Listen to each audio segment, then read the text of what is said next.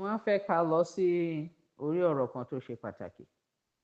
bọ̀ mo fẹ́ gbé ìpìlẹ̀ ọ̀rọ̀ yẹn láti ilẹ̀ ó lè yé wa dáadáa lórí nǹkan tá amúnisìn ṣe yìí náà ni o láti wá jí ẹrù ẹlẹ́rù láti kókòkúkò láti ṣe rádaràda gbogbo ohun tán kójọ ẹ hàn pé independence ọlọ́run fún wọn ṣe hàn pé fake náà ni o fake ni o irọ́ ni o irọ́ ni constitution tán náà ní kọ́kọ́ o nǹkan kọ́ tiwọn ni kan tán gbé kalẹ̀ yìí fún àǹfààní tiwọn ni kò jù bẹ́ẹ̀ lọ òun ni torí wọ́n fẹ́ achieve nǹkan tán sọ yẹn pé àwọn truly dominate torí tí wọ́n bá truly dominate wọ́n lè kó nǹkan táwọn fẹ́ pé bẹ́ẹ̀ gbọ́ nǹkan tán sọ àwọn máa kọ́ wọn lé gbogbo àwọn máa ṣe wọ́n léṣe àwọn máa replace if not àwọn ò lè rí wọn mú o kán lè truly dominate tẹwárí tán ṣe ní northern nation ibi tán pè ní northern nation ni pé wọ́n wá lo fúlàní náà gbé agbára fún nígbà tí wọ́n ṣe bẹ́ẹ̀ nípa àwọn kúrò irọ́ ni o pé gba independence ẹ̀ kò tí ì 100 years pé gbà náà náà fún queen wọn náà ní head of state òun náà ní head of state tí ò yé àwọn tán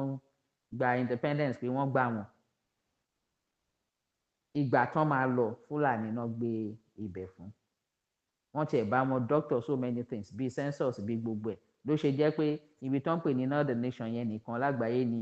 tẹ́ bá ti move sí desert èrò máa pọ̀ ibi tí ó bí omi èrò pọ̀ wọ́n bá ka census ẹ máa rí i pé èrò pọ̀ níbi desert lókè tí mo náà wọ́n dọ́gbọ́n sí figure ni wọ́n hand over fún wọn nǹkan tán wá ṣe ni pé ẹni tán rí tán lò tó jẹ́ bàbá ńlá àwọn fúlàní Usman Dan Fodio wọ́n rí i pé ajagun gbalẹ̀ bí àwọn ni ọ̀rọ̀ jọra àwọn ilé yìí wọn kúkú nìkan kan láti lose wọn ò wá láti bẹ̀ ibi táwọn kójọ tán pè Nàìjíríà northern nation àwọn Usman Dan Fodio wá láti bẹ̀ area ibi Senegal yẹn náà ti wá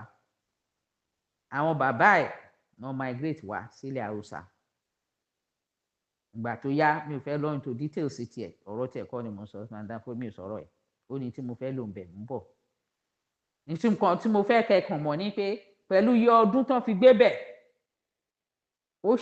ó dà níyàn àti gba gbogbo nǹkan wọn pátá ó dẹ̀ ṣe wọ́n wá ní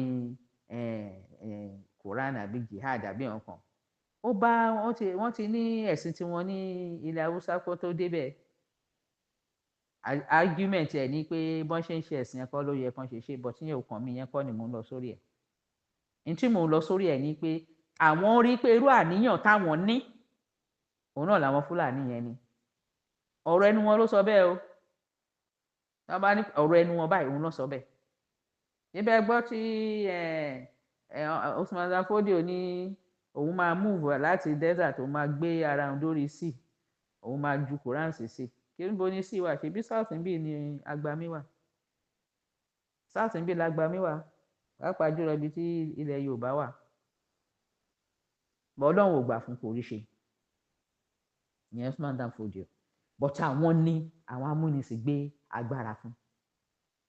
àwọn làwọn amúnisìn ti train pé ẹ lọ máa fà àwọn ọmọ yín sí sójà ẹ fi wọn sínú iṣẹ́ sójà ẹ fi wọn sí torí ẹ̀yin á lè rí wọn lò láti dominate àwọn tó jọ ọmọ onílẹ̀ gangan ẹ rí wọn lò ẹ lọ train wọn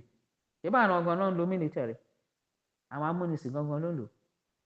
wọ́n kọ́ àwọn Fúlàní yẹn pé kán kóra wọn jọ sínú kìíní kán promote ara wọn wọ́n ṣàmìṣọ pé wájú làwọn wà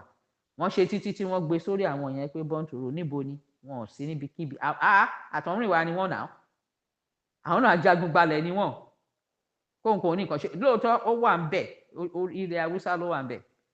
bọ̀ bó ṣe pé ẹ̀sìn yẹn wọ́n ṣe bẹ́ẹ̀ wọ́n ṣe bẹ̀rẹ̀ wọ́n jagun nìyẹn so ẹ̀sìn ṣe jẹ́ pé ó wá gbalẹ̀ wọn ó gba adé wọn gba gbogbo ẹ̀ bọ̀ ìyẹn kọ́ ni mò ń lọ lórí ẹ̀ ní tí mò ń lọ lórí ẹ̀ ni pé àwọn amúnisìn rí pé ìrìn àwọn jọra iṣẹ́ àwọn jọra àwọn lè máa ṣe é lò táwọn bá tiẹ̀ ní kán ba nǹkan jẹ́ ń bẹ̀ kò lè dùn wọ́n torí wọ́n ń ṣọmọ bẹ̀ wọ́n ń ṣọmọ any part of ibẹ̀ so wọn ò ní nǹkan kan láti lose so àwọn eléyìí ó dáa àwọn eléyìí dáa láti lò òun náà fi wá package náà kó jẹ tó jẹ́ pé àwọn yẹn Fúlàní náà lò ṣé ẹ rántí dáadáa lọ research ẹ tẹ́ pé gbogbo iléeṣẹ́ gbogbo ministry department ministries yes níbẹ̀ haúsá ni fúlàní ni sorry haúsá yàtọ̀ sí fúlàní àwọn yẹn ló wá láti ilẹ̀ Senegal àwọn haúsá náà nílẹ̀ wọn nílẹ̀ haúsá ń bẹ̀ gbogbo bí ilẹ̀ haúsá àwọn haúsá lónìí káwọn fúlàní yẹn tó wá gbà wọ́n tó gbà lọ wọn so ṣe àwọn pọ́n ṣọmọ bẹ̀ so tí wọ́n bá ba bẹ̀ jẹ́ kò sí nǹkan kò kàn wọ́n tòun ti rí pé ọwọ́ kan làwọn fi mú àwọn ti north yìí ó yẹ káwọn lè ṣe gàràgàrà dé south náà káwọn gba gbogbo ibi tó ń pè Nàìjíríà káwọn sọ di tàwọn kò ń ṣe lẹ́wọ̀n o bọ̀tí àwọn amúnisìn wọ́n rí pé àwọn náà nídìí pé kán join gbogbo ẹ̀ àwọn Fúlàní máa nídìí tí wọ́n bá join gbogbo ẹ̀ àwọn náà á tún rí surplus ẹlẹ́ẹ̀kọ́ ìṣàánú ṣẹ́tìrí tẹ́rí àníyàn ẹ̀ ó ti gba already ó ti gba ilẹ̀ Haúsá ó rò pé kóun tún wá gba ọwọ́ ìsàlẹ̀ níbi ìyẹn ó tún máa ń dàn fòjò fún rẹ̀ but kò rí ṣe tó fi kú àwọn ọmọ ẹ̀ náà bá ń lálàkàlẹ̀ mo fẹ́ kẹ́ gbé ọ̀rọ̀ wọn ni o mo fẹ́ kẹ́ gbé ọ̀rọ̀ tẹ́ bá rántí Usman Dan Fodio ló sọ pé òun máa lọ ju Quran sómi agbami ló lóun máa lọ jù sí agbami ní òkun which is ọ̀dọ̀ tiwa tẹ́ bá rántí rí pé Macaulay nǹkan tó sọ tó ní pé káwọn bá tiwọn jẹ́ káwọn lè truly dominate them ọ̀rọ̀ Macaulay nìyẹn tí Usman Dan Fodio àwọn host àwọn tó gbà wọ́n lálejò wọ́n gba gbogbo nǹkan àwọn yẹn wọ́n jagun gbalẹ̀ wọn yóò lóun máa lọ sọ Quran sí omi ṣé ń gẹ̀ẹ́tẹ̀ kò rí ṣe ìgbà tó yá ọmọ ẹ̀ great grandchild ẹ̀ Saldana yẹn bá ní ẹ wà lẹ́yìn tó ti fún wọn ní independence ni o ó ní ẹ wà ó ní eléyìí ó ní ẹ kọ́kọ́ wo ti Macaulay tó sọ pé kí ni àwọn máa tó lè dominate them pé àwọn máa báwọn ṣe ń sọ tó lè dominate àwọn máa gàba lórí wọn àbí mo gbà àwọn máa gàba lórí wọn ni ìgbà tó máa yá àwọn tó ń bá ń bẹ̀ wọ́n rí pé àwọn yẹn náà àwọn máa gàba lórí wọn làwọn Fúlàní náà ń lò so wọ́n ṣe gba gbogbo bí Fúlàní ṣe gba gbogbo nǹkan nìyẹn Yorùbá tẹ bá rí àwọn tó ń dọ̀bálẹ̀ fún màálù tó rán fẹ́ jẹun ni tó ń ta sóò wọn fún dẹ́kun ẹ máa rí báwọn náà wọ́n rún ìrún lé lọ́wọ́ onírú ìtàn ní over meat trash wọ́n máa ń rún ìrún lé wọn lọ́wọ́ wọ́n lọ àwọn ọ̀bàyéjẹ́ àwọn ọba ti DIY wọ́n ní wọ́n máa ń lọ bẹ̀ wọ́n máa dọ̀bálẹ̀ fún wọn kúnlẹ̀ fún wọn lọ́wọ́ o àwọn tó ṣe exam tí wọ́n pass with like 100 and something 300 àwọn kan máa ń gbà àwọn kan máa ń gba 300 wọn 200 and something 100 and something wọ́n á gba 200 300 100 tó bá náà ṣe test ṣẹwàá rà wọn ti náà ti yẹn 9 gbogbo ẹ̀ náà máa ń gbà 9 13 12 cut off náà fi gbà wọ́n nìyẹn o wọ́n á wá gbé àwọn oní 9 lórí àwọn oní 100 200 300 wọ́n á gbélé wọn lórí ẹjọ́ kí náà mọ̀ àwọn tí wọ́n gbé sí abẹ́ wọn iná tí máa ṣiṣẹ́ tí wọ́n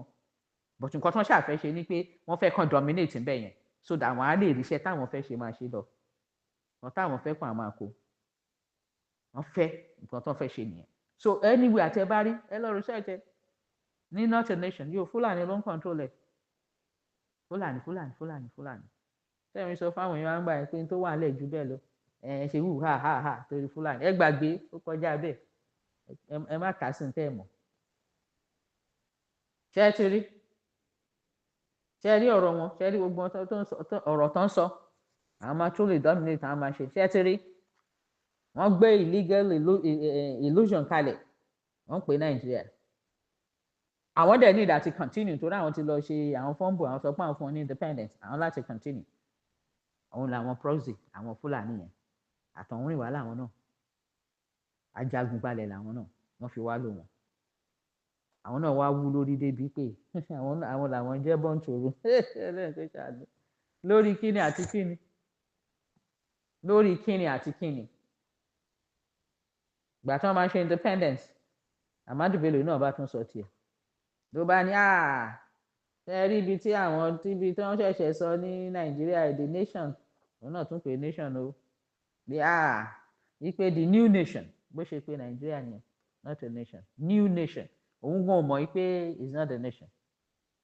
Amadu Bello nìyẹn o ló pè new nation so ibi tí èmi ṣáà ń lọ ní pé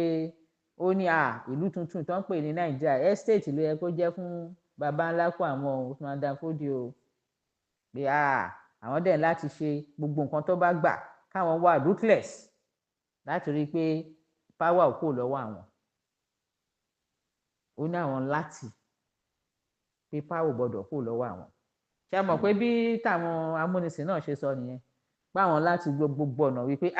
power ò kò lọ́wọ́ wọn àwọn dúdú tí ẹ gbọ́dọ̀ dá mọ̀ ni wọn gbọ́dọ̀ kó níbi tán fi wọ́n sí òun náà làwọn eléyìí náà sọ yìí páwọn láti wà ruthless àwọn máa make sure pé power ò kó lọ́wọ́ àwọn ìyẹn Fúlàní ló ń sọ̀rọ̀ o Sàdánà ló ń sọ̀rọ̀ o wọ́n ń pè ní Amadu Bello òun ló ń sọ̀rọ̀ o ṣé ń gbọ́ ó ní àwọn máa lo ṣíọ àwọn náà tí àwọn ti mú wọn balẹ̀ àwọn máa lò wọ́n as tools gẹ́gẹ́ bí irinṣẹ́ ni ṣéṣe wá rí àwọn tó wà ń sàlẹ̀ àwọn tó wà ń southern Nigeria tí ó ní surplus náà fi ń bọ́ deficit in northern Nigeria nílùú tí ò ń ṣe ìlú nígbà yẹn ó láwọn ò ní gbà o àwọn láti gba territory wọn àwọn láti conquer territory wọn o pé àwọn ò dẹ̀ gbọdọ̀ ever gbà wọ́n láyè láti jẹ́ kán control destiny ara wọn wọn gbọdọ̀ ní control destiny àwọn láti manipulate wọn ṣé ẹ ti gbọ́n tó sọ ṣé ẹ gbọ́n tí Macaulay sọ láti truly dominate àwọn láti mú wọn balẹ̀ eléyìí náà sọ ń sìn wípé káwọn tó lè ṣe báwọn náà ṣe ń sọ Yorùbá láti wà ruthless àwọn la make sure pé ìgbé ayé wọn wọn ò ní control ìgbé ayé wọn ṣé ẹ ń gbọ́ ṣé ẹ mọye level domination and control báyìí ṣé ẹ mọye level kọ ẹrú báyìí mo fẹ́ kẹ́ ẹ mú dání ní ẹnujọ́ mẹ́ta yìí ní August ní o 2025 wọ́n kọ statement láti júwe Aliko Dangote wọ́n kọ statement article kan wọ́n kọ ó wà online láti júwe Aliko mi ò kíá nípa nǹkan kọ ní article tó kọ because mo mọ̀ pé article tán kọ yẹn kò ní wá sí ìmúṣẹ láéláé ó lè ṣẹlẹ̀ kò lè ṣẹlẹ̀ nítorí Aliko ògò bàjẹ́ pátápátá láyé ìwọ àti ta ni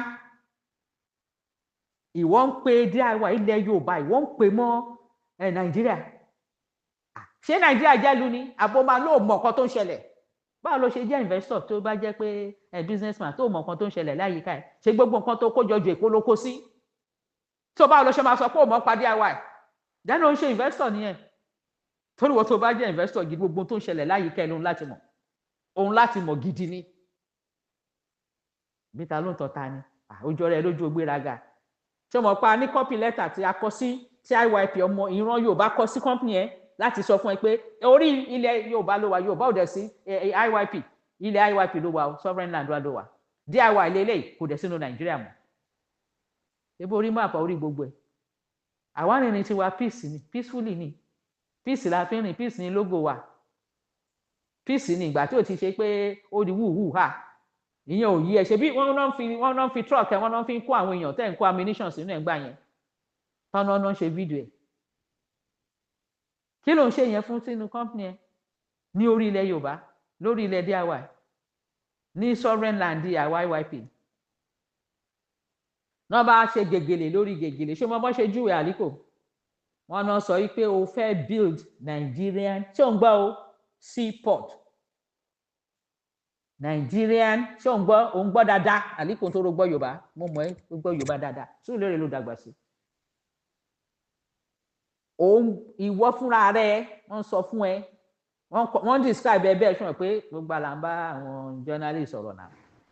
ẹni tó tẹ́ lọ́rùn náà fi jú ẹ tó fi júwe ara ẹ náà fi júwe ẹ yẹn màá dẹ̀ wá sọ bó ṣe jẹ́ bẹ́ẹ̀ fún ẹ wọ́n ló fẹ́ kọ́ Nigerian ló pé o seaport ìyẹn ní orí ilẹ̀ tiwa ni wọ́n ń pè Nigerian torí pé ògọ̀ gidi ìwọ́n ń pè ilẹ̀ IYP nílẹ̀ Nàìjíríà ní August 2025 ògọ̀ bẹ́ẹ̀ ni mo sọ fún ẹ gbogbo IYP pátápátá mo fẹ́ kẹ́ nóòtì ẹ̀ dáadáa bí Àlíkò yìí ọ̀tá Yorùbá ní ọ̀tá Ọlọ́run ni ọ̀tá Yorùbá ní ọ̀tá Ọlọ́run ni ẹ̀ wọ́n ń kọ fún wọn wípé ìwọ fẹ́ expand empire ẹ̀ tó mọ tó ń jẹ́ bẹ́ẹ̀ expansionist yẹn wọ́n ní o fẹ́ wọ́n ní gbọ́ nǹkan tó ń sọ fún ẹ o wọ́n ní o fẹ́ kọ́ Nigerian seaport sí next growth phase for his empire expansion wọ́n ló fẹ́ kọ́ seaport o dẹ̀ fẹ́ ṣe pipe gas sílẹ̀ Yorùbá ní o IYP o ẹ gbà mí o oríṣiríṣi àrífín ní ilẹ̀ IYP ní DIY wọ́n ló fẹ́ ṣe seaport wọ́n náà ló fẹ́ ṣe gas wọ́n náà ló ti ṣe àìmọye wọ́n nítorí o fẹ́ expansion of your empire ṣùgbọ́n nǹkan táwọn bàbá ńlẹ̀ sọ tẹ́lẹ̀ kí káwọn ju Quran sóni ìkejì ní pé káwọn sọ gbogbo ibi tó ń pè Nàìjíríà di estate ṣùgbọ́n tí wọn náà tán fi júwèé wọn náà ṣùgbọ́n ṣó ti rí pé ọ̀tá Yorùbá ni ẹ dá mọ̀ dáadáa ọ̀tá Yorùbá ni ìwọ ń gba èrò àbáná òun pète pèrò lórí ilẹ̀ tí ò ń ṣe tiẹ̀ lórí ìran tí ò ń ṣe tiẹ̀ kábíyèsí Ọlọ́run o rò pé ó fẹ́ mú àlá àwọn fọ́fadà ṣẹ̀ṣẹ̀ ó lọ bèrè ìtàn yín dáadáa ni ṣé bí Usman Dafodio náà ló padà sọ pé òun ríran wípé ẹ̀yin ọmọ òun ẹ̀ ní wọ South free mọ́ ẹ máa gba ìwé láti wọlé ni ó ìyẹn òkàn ẹ̀ àbí aláfọ́fadà òkàn ẹ̀ ìyẹn náà òkàn àwa náà kì í ṣe ilẹ̀ Yorùbá Àlíkò lọ dá project tó ń ṣe yẹn dúró lọ dá dúró kíákíá ní Olúkọ̀nà àbí ní Ogun State lọ dá dúró lọ stop ẹ̀ ó gbọ́ mi dáadáa ó gbọ́ Yorùbá lọ dá dúró ní kíákíá tóró mọ̀ pé IYP ló ní ibẹ̀ yẹn indigenous people níwá ó dẹ̀ mọ̀ pé kò sí nǹkan tó jọ encroachment ṣé wọ́n pa encroachment ló ń ṣe yẹn tó mọ̀ pé ó wà guilty of encroachment ó wà guilty of invasion lórí ilẹ̀ wa mo ti send the document sí United Nations gbogbo àgbáyé dẹ̀ máa gbọ́ irú businessman tó jẹ́ empire tiẹ̀ ìwọ ń build ẹ̀ pé ó wọ encroach lórí ilẹ̀ onílẹ̀ ó invade ilẹ̀ onílẹ̀ ní tí ìran bàbá ńlá kò ń ṣe nìyẹn kì í ṣe ní orí ilẹ̀ Yorùbá láyé kì í ṣe ní IYP kì í ṣe ilẹ̀ IYP ayíláyíláyíláyíláyíláyíláyí èyí tó ti ṣe before kọlọ́n tó ṣe ìyanu fún wa tó separate wa kúrò ní not a nation ó máa ṣàlàyé ẹ o àjọ jẹ́ kí gbogbo paperwork jẹ́ pé bẹ́ẹ̀ ni mo sọ fún ẹ lórí gbogbo iléeṣẹ́ tó lóòtí ní lórí ilẹ̀ IYP lórí sovereign land wa make sure pé paperwork ẹ pé ṣe àpò lórí burúkú lẹ́yìn tó ń pè ní àwọn governors Yorùbá yìí ṣe àpé ọ̀tá Ọlọ́run nìyí wèrè bá bákú nìyí gbogbo nǹkan lẹ́ ń gbé fún Àlíkò ẹjọ́ ṣe ẹ̀ tí ẹ̀ wá rí ọmọ Yorùbá ẹyọ kan péré tó lè ṣe nǹkan tó ń ṣe òun kan náà ló ní cement òun kan náà ló ní refinery òun kan náà ló ní fertilizer àwọn nǹkan mélòó náà kà fún mi káàkiri ẹ̀ẹ́dẹ̀rọ ọmọ Yorùbá tó máa ṣe ẹ bá dẹ̀ tún máa ṣe ẹ wá fún nílẹ̀ lọ bí ẹ tán sàṣì ní ilẹ̀ tiwa so ẹ wá fẹ́ ó ń fi economically politically economically ó fẹ́ mú àlá àwọn baba ńlá pẹ̀ àwọn fẹ́ ju Quran sómi àwọn fẹ́ expand àwọn fẹ́ gba gbogbo àwọn fẹ́ sọ the estate àbí ẹ̀ńtà estate fún nìyẹn o aláfọ́fadà ẹ̀ńtà fún ilẹ̀ Yorùbá ní ẹ fẹ́ fi ṣe estate fún kò ní ṣẹlẹ̀ táyé máa fi parẹ́ kò ní ṣẹlẹ̀ táyé máa fi parẹ́ ìwọ Àlíkò mọ̀ pé tó o bá mọ̀ kó lọ wádìí Nàìjíríà ń ṣe nation Nàìjíríà dẹ̀ jókòó lórí illegality ni lọ wádìí illegality ni ẹni wọ́n wá fẹ́ fi suppress sovereignty tiwa indigenous people ó ti ṣèṣe ìyẹn náà ló jẹ́ kí àwọn UN ṣe pariwo dáadáa pé no àwọn stand ni now and forever àbọ̀gbọ́ àwọn tún sọ loudly and clearly right indigenous people kò sẹ́ni tó máa gbẹ́sẹ̀ lé ìwọ wá encroach lórí sovereign ancestral land wa àjogúnbá ilẹ̀ wa Yorùbá mà ní Ọlọ́run o àlákàlà ni tó bá ń sùn kó lọ fọjú ẹ má rò kó ṣeé ṣe fún ẹ kó ṣeé ṣe fún ẹ bẹ́ẹ̀ ni mo sọ fún ẹ àgbà ayé máa gbọ́ ohun tó ń ṣe gbogbo ayé máa gbọ́ ipe wọ́n encroach lórí indigenous people's land ìwà àdínkù wọ́n encroach lórí ẹ̀ torí ilé awẹ́ sínú nàìjíríà mọ́ wá gbéraga òun sọ̀rọ̀ arrogantly bẹ́ẹ̀ ni pé kí ló kàn ẹ́ jẹ́ pé bóyá ìwọ ni àbí àjẹkẹ́ báwọn ṣe ń sọ àjẹkẹ́ lánàá ọmọkúlé ni so wọ́n lòun encourage àwọn wèrè tó wà ń bẹ̀ tó ń pera wọn governors àbí ìgbà tó bá sọ pé o fẹ́ ṣe sípò tó fẹ́ ṣe gas kìíní kan so wọ́n láti wà ń bẹ̀ náà ṣé kàn bẹ mójútó business ẹ at expansion empire ẹ so òun kí wọn láyà kọ́ yẹn àbí àjẹkẹ́ lánàá ọmọkúlé ni ṣé àròkò tó ń pa nìyẹn ẹ jókòó ẹ má wọlé ẹ jókòó má try ẹ ọlọ́run ló ń ṣe eléyìí kì í ṣe èèyàn àlékò ọlọ́run ló ń rin eléyìí kì í ṣe èèyàn gbàgbé ó ti ṣe ọlọ́run ó ti ṣe ọlọ́run ó ti ṣe ọlọ́run ó ti ṣe ọlọ́run ó ti ṣe ayé toró jẹ́ omú lórí ilẹ̀ yorùbá ó ṣe rere ó ṣe dáradára lórí ilẹ̀ yorùbá ó ṣe ọlọ́run ṣe ayé ìwọ ń pè ọlọ́run máa ṣàánú fún mi ilẹ̀ IYP ìwọ ń pè ní nàìjíríà ní August 2025 ó ṣe ọlọ́run wàá rí ìbínú ọlọ́run bẹ́ẹ̀ ni mo sọ fún ẹ ó ṣe ọlọ́run àdèmá IYP a máa pariwo ẹ fún ayé irú businessman tó jẹ́ bẹ́ẹ̀ ni mo sọ fún ẹ pé òun encroach modern day expansionist ni ẹ n táwọn amúnisìn ṣe táwọn baba ńlá kó ẹ ṣe ìwọ náà fẹ́ ṣe bọ̀ wá fẹ́ lo style political and economic style ló fẹ́ lò ó fẹ́ wọlé ṣẹ́rí tán ṣe tán jẹ́ pé wọ́n jẹ́ kẹ́nikẹ́ni lówó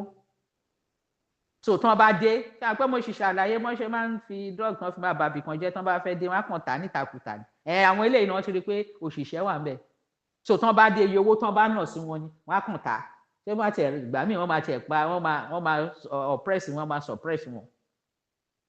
tó rán ròyìn kan tó ṣe ní kí náà pé trade kìíní kan zone wọ́n ròyìn tó ṣe nílẹ̀ bẹ̀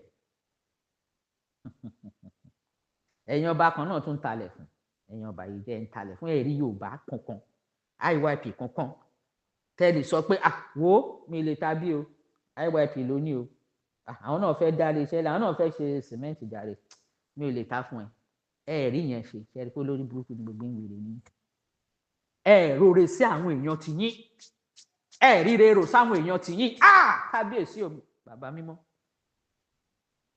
àjèjì tó sọ pé òun fẹ́ gba gbogbo lẹ́yìn òun fẹ́ sọ di ẹ́stéètì fún bàbá ńlá òun àjèjì tó sọ pé òun fẹ́ jù kúrò àǹsó gbogbo bẹ̀ pátá lòun máa gbà àjèjì tí àwọn amúnisìn lò kán sọ yín dẹrú kán sọ yín dolòṣì kán sọ yín gbogbo ẹ̀ tí àwọn ọmọ wọn tí wọn mọ̀ kankan tó ń gàfà lórí àwọn ọmọ ti yín tó pẹ́ gbogbo iléeṣẹ́ wọn sàn àwọn ọmọ yín dẹrú ìwé tọ́ka kò wúlò ẹni tí ò kàwé ló ṣọ̀gá lórí wọn tọ́ ni wọ́n lára tọ́ ń frustrate wọn àwọn yẹn ni ẹ̀yin ń talẹ̀ fún ẹ̀yin àti ẹ̀ máa halẹ̀ àwọn kan máa halẹ̀ nu yín wọ́n máa ní àwọn olówó Yorùbá náà jẹ́ pé ráyìn bọ́ta mo fẹ́ rí yín ẹ̀yin dà olówó Yorùbá níbo ni ẹ lajúlẹ̀ tájèjì ń gba gbogbo ẹ̀ tó ẹ mọ yádúrúlẹ̀ tó ń gbà ní òun dáre iṣẹ́ ilé òun dáre iṣẹ́ ilé sílẹ̀ ẹ̀yin ò lè rí dá sílẹ̀ àbí ó tún lanú sìn ó sọ̀rọ̀ kọ́rọ̀ lórí Ogun State kan sí port kan kìíní kan àgbàgbé àlá nìyẹn kò ní ṣẹlẹ̀ táyé máa fi parẹ́ lọ kó ẹrù ẹ kúrò àlíkò lọ kó ẹrù ẹ kúrò lógun State torí mo gbọ́ pé ló ti ń wú àwọn ilé ń bẹ̀ o torí ẹ̀ ni mo ṣe tètè lọ report ẹ̀ fún United Nations àti gbogbo òdòdó àgbẹ̀ ó máa tó mọ̀ ó máa tó kàn ẹ́ lára lẹ́yìn pé mo ní evidence pé a ti sọ fún ẹ IYP ti sọ fún ẹ pé ilẹ̀ yìí ilẹ̀ DIY ni kò sínú Nàìjíríà mọ́ ó dẹ̀dẹ̀ ló mọ̀ àfi tí ò bá ń ṣe investor ló kù àfi tí kò ń parọ́ pé investor ni ẹ kò sí ní tó jọ lọ dá dúró bẹ́ẹ̀ lọ stop ẹ̀ òótọ́ ló gbọ́ yẹn wàá stop ẹ̀ o Ọlọ́run ló ń ṣe é lè kí iṣẹ́ yẹn gbàgbé àwọn olówó àlẹ́yìn ẹ̀ ta ló ń ran iṣẹ́ tó ń ran iṣẹ́ Ọlọ́run ló ń ṣe é lè kí iṣẹ́ yẹn bẹ́ẹ̀ ni mo sọ fún ẹ ó kọjá agbára èèyàn ṣé bàbá ńlá kó ẹ lè ṣe ló ṣe sọ pé òun lálàá pé ẹ lè rí ṣe ìwọ rò pé wá ní idea economic and political idea ṣáwọn amúnisìn fún ẹ àbá amúnisìn kọ́ ló fún ẹ lọ stop ẹ ní kíákíá ètò wa ti ní tẹ́lẹ̀ make sure pé paper work ẹ ó pé o àlíkò make sure pé paper work ẹ ó pé dáadáa bó ṣe wà nìyẹn èyí tó ti ṣe tẹ́lẹ̀ gbólé iṣẹ́ tó lò dá sílẹ̀ ní igun mẹ́rin DIY tó jẹ́lẹ̀ IYP sovereign land wa ilẹ̀ àjogúnbá wa make sure pé paper work ẹ pé gbogbo tó bá níbẹ̀ make sure pé paper work ẹ pé